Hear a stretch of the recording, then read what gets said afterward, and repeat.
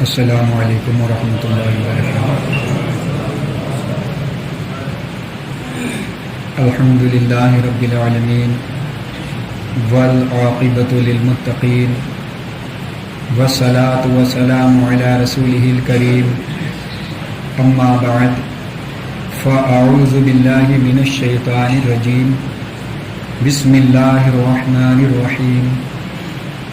قل هل يستوي الذين يعلمون والذين لا يعلمون، صدق الله العظيم وصدق رسوله النبي الأمين الكريم، ونحن على ذلك لمن الشاهدين والشاكرين، والحمد لله رب العالمين۔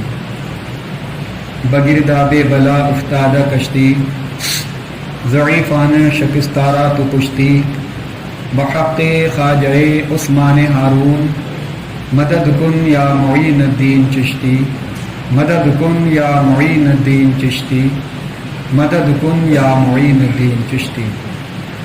باد توحید کے متوالوں، شمع رسالت کے پروانوں، اولیاء امت کے جانثاروں، غوث و خواجہ کے دیوانوں، آئیے ہم اور آپ مل کر انتہائی عقیدت کے ساتھ اپنے اور پوری کائنات کے مرکز عقیدت، جو ہم بے کسوں کے کس، ہم بے بسوں کے بس، ٹوٹے ہوئے دلوں کا سہارا، ٹوٹی ہوئی ہڈی کو لعاب دہن سے جوڑ دینے والے آقا جناب احمد مجتبی محمد مصطفیٰ صلی اللہ تعالی علیہ وسلم کی بارگاہ بے کس پناہ میں درود و سلام کا ہدیہ اس طرح نچھاور کریں جیسا کہ اللہ رب العزت اپنے محبوب کی محبت کا اعلان کرتے ہوئے قرآن مجید والفرقان حمید میں ارشاد فرماتا ہے، ان اللہ وملائکتہ یصلون علی النبی یا ایھا الذین آمنوا صلوا علیہ وسلموا تسلیما۔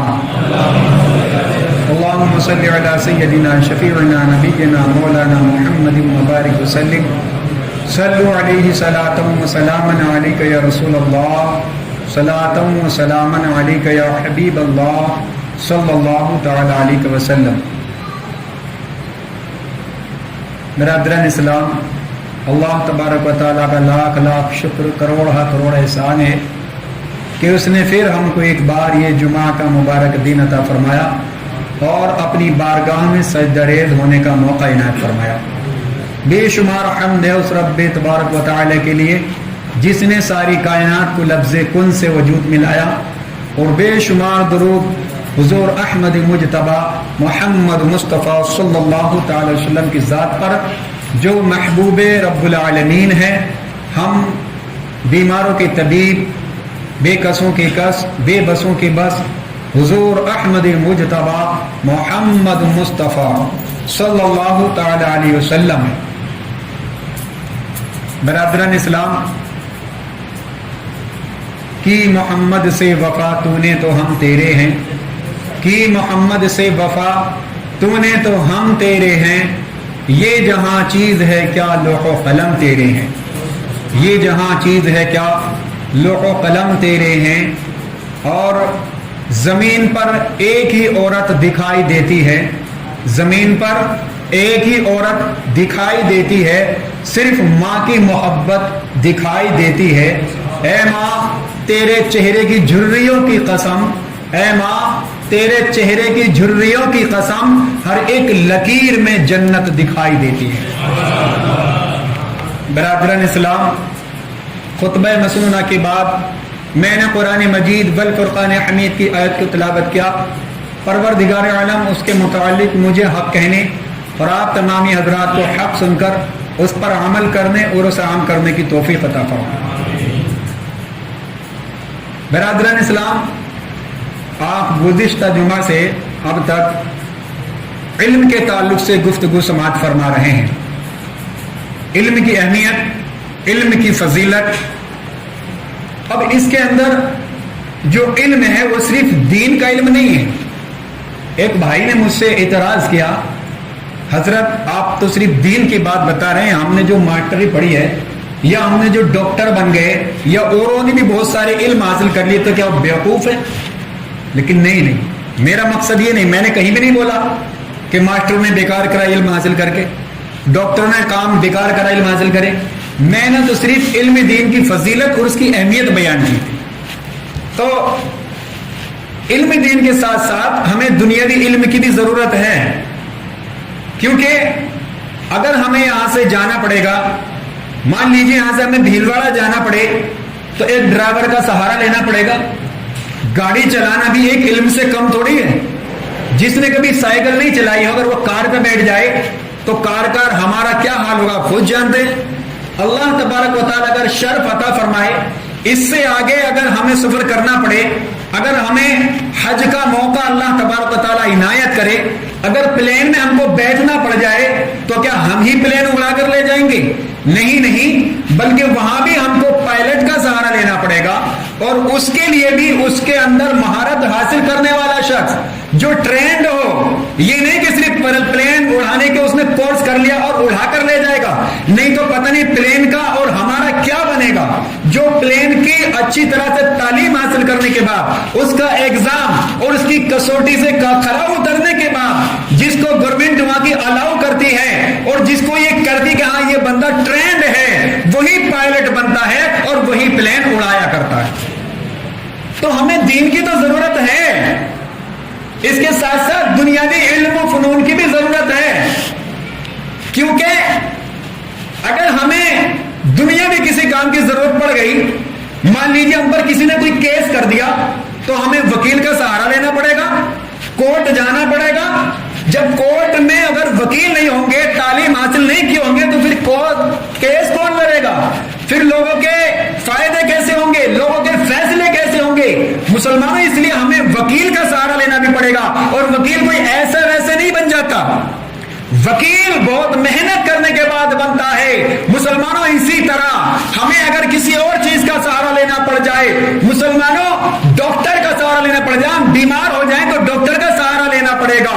تو جتنے بھی علم ہیں ہم سب کی قدر کرتے ہیں، ہم سب کی عزت کرتے ہیں. ہماری نظر میں کوئی علم بیکار نہیں، کوئی علم بھی بیکار نہیں. کوئی یہ نہ سمجھ لے کوئی موٹر باندھنے والا بندہ جس نے اپنی ساری عمر موٹر باندھنے میں گزار دی، کوئی مکینک ہے، کسی طرح کا لائٹ کا مکینک ہے، کوئی ماسٹر صاحب ہے، کوئی بھی ہے، اپنی ساری زندگی انہوں نے اسکول میں گزار دی، بچوں کو لوگوں کو تعلیم دینے میں گزار دی. اس کا مطلب یہ نہیں وہ بیکار ہو گئے، انہوں نے اپنی زندگی برباد کر دی. نہیں، بلکہ انہوں نے ہمارے بچوں کو دنیاوی تعلیم دی اور دنیاوی علم سے آراستہ اور پیراستہ کیا. لیکن جو میرے آقا صلی اللہ تعالی وسلم نے سب سے زیادہ جو اہمیت دی ہے وہ دین کے علم کو دی ہے مسلمانوں. تبھی تو فرمایا ہے علم دین حاصل کرنا ہر مسلمان مرد اور ہر مسلمان عورت پر فرض ہے. تو مسلمانوں، جتنے بھی علم ہیں ہم سب کی قدر کرتے ہیں. میں ایک ایسی ذات کی بات بتاؤں، ہم تو کسی نے ڈاکٹری پڑھ لی، کوئی ماسٹری پڑھ لی یا تھوڑے بہت علم حاصل کر لیے، لیکن مسلمانوں ایک ایسی ذات ہے، اسی زمین کے اوپر بریلی شریف چلے جائیں، سرکار اعلی حضرت عظیم البرکت عظیم المرتبت مجدد دین ملت الشاہ امام احمد رضا خان فاضل بریلوی علیہ رحمت رضوان کی وہ ذات ہے کہ جنہوں نے ایک علم نہیں، دو علم نہیں، 10-20 نہیں، بلکہ علماء کرام بیان فرماتے ہیں 100 سے زیادہ علموں پر مہارت حاصل کی ہے. اور جنہیں کتنے علماء کرام نے 120 بھی گنائے ہیں، اور ان 120 میں صرف یہ مولوی عالم نہیں ہے، بلکہ مولوی عالم، محدث، مفکر، علم ریاضی، علم میں جنہیں کتنے دنیاوی علم اور بھی بہت سارے دین ہیں، بہت سارے علم ہیں. 120 علوم پر سرکار اعلی حضرت کو مہارت حاصل کی. مسلمان مہارت کس کو کہتے ہیں؟ اسپیشلسٹ، جس کو ہم بولتے ہیں کوئی نیورولوجسٹ ہو جاتا ہے، کوئی گیسٹرولوجسٹ ہو جاتا ہے، کوئی کسی بھی طرح سے کسی بھی مکتبہ فکر میں وہ اگر اسپیشلسٹ کر لیتا ہے تو مسلمانوں اس کو اسپیشلسٹ بولتے ہیں. لیکن سرکار اعلی حضرت 120 علوم میں اسپیشلسٹ تھے، 120 علوم پر مہارت حاصل تھی. سرکار اعلی حضرت کی 4 سال 4 مہینہ 4 دن کی عمر میں بسم اللہ خوانی ہوئی. بسم اللہ خوانی کا ہمیں اور آپ کو تو پتا بھی نہیں ہے. آج کل ہم اپنے بچوں کو جب بچہ بولنے والا ہوتا ہے سب سے پہلے موبائل ہاتھ میں دیتے ہیں یا ٹی وی کے سامنے جا کر بٹھا کہتے ہیں وہ بہت رو رہا ہے، چل یہاں کو بیٹھ جا، لے یہ کارٹون ہے رہا، یہ تیرا کارٹون آ رہا، یہ تیرے مقصد کا گیم آ رہا، موبائل دے دیا، بچہ موبائل میں مست ہے۔ مسلمانوں، سرکار اعلیٰ حضرت کی 4 سال 4 مہینے 4 دن کی عمر میں بسم اللہ خوانی ہوئی تھی، اور 6 سال کی عمر میں سرکار اعلیٰ حضرت عظیم البرکت نے مسلمانوں بہت زیادہ علم و فنون دنیاوی علم حاصل کر لیے تھے 6 سال کی قلیل مدت میں، اور 13 سال کی عمر میں، لگ بھگ 14 سال کی عمر نہیں ہوئی تھی، 13 سال کی عمر میں سرکار اعلیٰ حضرت نے ایک فتویٰ لکھا تھا، جسے والد صاحب نے دیکھ کر یہ کہا تھا کہ آج سے فتوے کا کام تم ہی کرو گے۔ مسلمانوں، اگر باقی علم بیکار ہوتے تو سرکار اعلیٰ حضرت کیوں سیکھتے؟ سرکار اعلیٰ حضرت کیوں سیکھتے؟ ہمارے آقا صلی اللہ تعالی علیہ وسلم بھی ہر کسی کے آنے والے جو جیسا انسان جیسا آ رہا ہے اس کے علم کے حساب سے آقا صلی اللہ علیہ وسلم اس کی عزت کیا کرتے تھے، وہ چاہے دنیاوی علم والا ہو، چاہے کسی سرکاری عہدیدار ہو، چاہے کوئی بھی ہو۔ میرے آقا صلی اللہ علیہ وسلم کے سامنے جو بھی آتا تھا اس کے علم کے مطابق، اس کے حیثیت کے مطابق، اس کے علمی حیثیت کے مطابق آقا صلی اللہ تعالی علیہ وسلم اس سے بات کیا کرتے تھے اور اس کی عزت کیا کرتے تھے۔ تو اس سے ہماری پتہ لگتا ہے کہ صرف علم دین حاصل کرنے والے کی نہیں، بلکہ اگر آپ کسی ڈرائیور کے ساتھ جا رہے ہو، بھلے ہی آپ نے اس کو کرایہ طے کیا ہو، لیکن اترنے کے بعد اس کا شکریہ ضرور ادا کرنا۔ اگر وہ ڈرائیور نہیں ہوتا تو آپ کی یہ سفر، آپ کی یہ جرنی، آپ کی یاترا پوری نہیں ہو پاتی اور آپ کا کام بیچ میں ادھورا رہ جاتا۔ مسلمانوں، ہر علم کی قدر کرنا چاہیے، ہر علم کی ہم کو ضرورت ہے، لیکن اس سے پہلے ہم کو دین کے علم کی ضرورت ہے۔ اگر علم دین ہوگا تو ہمیں یہ پتا چلے گا کیا ناجائز ہے، کیا جائز ہے، کیا حلال ہے، کیا حرام ہے، ماں کی عزت کیا ہے، باپ کی عزت کیا ہے، بیوی کا مرتبہ کیا ہے، بہن سے پیار کس طرح کرنا چاہیے۔ مسلمانوں، اور یہ سب چیز کو ہمیں دیکھنا ہے، ہمیں علم دین حاصل کرنا پڑے گا۔ اگر ہمیں پاکی ناپاکی کا مسئلہ جاننا ہے، ہمیں علم دین حاصل کرنا پڑے گا۔ اسکول کے اندر ماں کی اہمیت تو بتاتے ہیں، ماں کی اہمیت کہ ہاں ماں سے بہت محبت کرنا چاہیے، ماں کی بہت خدمت کرنا چاہیے، لیکن ماں کی خدمت نہیں کرنے والے کو، ماں کی خدمت، ماں باپ کی نافرمانی کرنے والے کو آقا صلی اللہ علیہ وسلم نے فرمایا ہے جو ماں باپ کی خدمت کرتا ہے وہ اپنی جنت بنا لیتا ہے، اور جو ماں باپ کی نافرمانی کرتا ہے وہ اپنی جہنم تیار کر لیتا ہے۔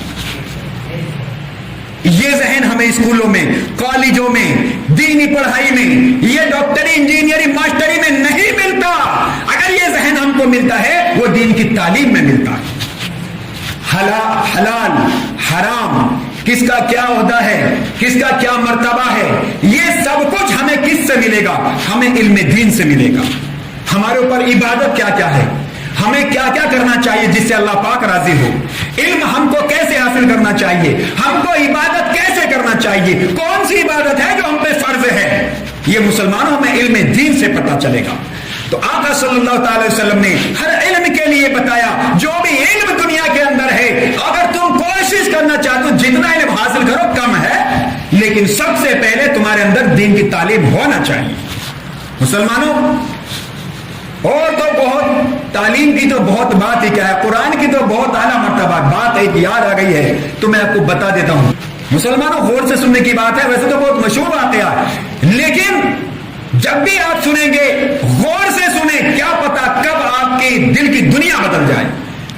ہمیشہ سنتے آئے ہیں لیکن کیا پتا اللہ تبارک و تعالیٰ توفیق کب عطا فرما دے۔ حضرت عیسیٰ روح اللہ علیہ نبینا علیہ الصلوۃ والسلام اپنی کسی ضرورت پر تشریف لے جا رہے تھے اور راستے میں قبرستان پڑا، دیکھا کہ ایک قبر پر عذاب کے فرشتے عذاب کر رہے ہیں اور اس کی قبر میں آگ بھڑک رہی ہے۔ مسلمانوں، عذاب کے فرشتے عذاب کر رہے ہیں اور اس کی قبر میں آگ بھڑک رہی ہے۔ حضرت عیسیٰ علیہ السلام یہ ملاحظہ فرما کر آگے بڑھ گئے اور اپنی ضرورت کے لیے تشریف لے گئے۔ ضرورت سے فارغ ہو کر جب واپس آئے، کیا دیکھا کہ اسی قبر پر اللہ کے نوری فرشتے ہیں۔ اب اس پر آگ نہیں بھڑک رہی بلکہ اس پر اللہ کا نور برس رہا۔ حضرت عیسیٰ علیہ السلام روح اللہ علیہ नबीना, अर्ज किया या अल्लाह तबारक व तआला क्या माजरा है, मैं इधर से गया था तो इस पर तेरा गजब बरस रहा था, अजाब के फरिश्ते थे इस पर अजाब कर रहे थे और इस पर आग भड़क रही थी, और उधर से आया हूं तो क्या बात है, इस पर तेरे नूरी फरिश्ते हैं और इस पर नूर बरस रहा है। अल्लाह तबारक व तआला ने फरमाया, उनको बताया गया, उनको आवाज आई, मुसलमानों उनको आवाज आई कि ईसा अला नबीना अलैहिस्सलाम, ये बंदा बहुत गुनहगार था। अल्लाह अकबर। इससे ये पता लगता है अगर कोई बंदा गुनहगार था और उसका इंतकाल हो जाए तो अल्लाह तबारक व तआला उसको अजाब में मुब्तला फरमा देता। अल्लाह तबारक व तआला हमको तौबा करने की तौफीक अता फरमाए जो भी गुनाह किए हों। बहरहाल ये बंदा बहुत गुनहगार था, इसने अपनी बीवी को हामिला छोड़ा, उसके यहाँ लड़का पैदा हुआ, आज उसने मदरसे में अपने बच्चे को दाखिला कराया, उस्ताद ने उसको बिस्मिल्लाहिर्रहमानिर्रहीम पढ़ाई। जब उस्ताद ने उसको बिस्मिल्लाहिर्रहमानिर्रहीम पढ़ाई तो मुझे बड़ी शर्म आई, मुझे बड़ी हया आई कि उसका बच्चा जमीन के ऊपर रहकर मुझे रहमान और रहीम कहे और मैं रहमान और रहीम होकर उसके बाप पर जमीन के अंदर अजाब करूं, ये मेरी रहमत को गवारा नहीं हुआ, इसके अजाब को सवाब से बदल दिया गया है। अजाब हो रहा था, आग बरस रही थी, अब उसी के एवज में इस पर नूर की बारिश हो रही है। मुसलमानों कैसे हुई नूर की बारिश? उसके बच्चे को मदरसे में दाखिला कराया, उसको इल्म दीन दिया गया। अभी इल्म दीन वो हाफिज कारी मौलवी कुछ नहीं बना, अभी उस्ताद ने सिर्फ बिस्मिल्लाहिर्रहमानिर्रहीम पढ़ाई है, सिर्फ बिस्मिल्लाहिर्रहमानिर्रहीम पढ़ाई है और अल्लाह तबारक व तआला ने उसके अजाब को खत्म कर दिया, अजाब को सवाब में बदल दिया, आग की जगह उसकी कब्र पर नूर की बारिश हो रही है।